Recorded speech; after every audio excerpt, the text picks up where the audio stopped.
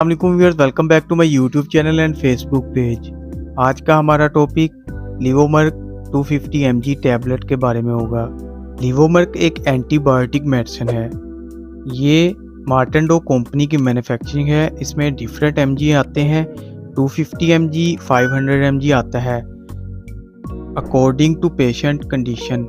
जैसा इन्फेक्शन होगा वैसा ही डॉक्टर रिकमेंड करते हैं। आज हम बात करेंगे आपसे लिवोमर्क। लिवोफ्लोक्सासिन इसका फार्मूला है, तो इसका बेसिक इस्तेमाल क्या है और किन किन कंडीशन में इसे इस्तेमाल कर सकते हैं। ये एक एंटीबायोटिक मेडिसिन है। इसका इस्तेमाल ज़्यादातर 3 दिन, 5 दिन और ज़्यादा से ज़्यादा 7 दिन तक किया जाता है। इससे ज़्यादा इसका इस्तेमाल नहीं किया जाता। एंटीबायोटिक मेडिसिन आपकी बॉडी में होने वाला एंटीबैक्टीरियल, वो किसी भी किस्म का sinus infection, skin infection, air infection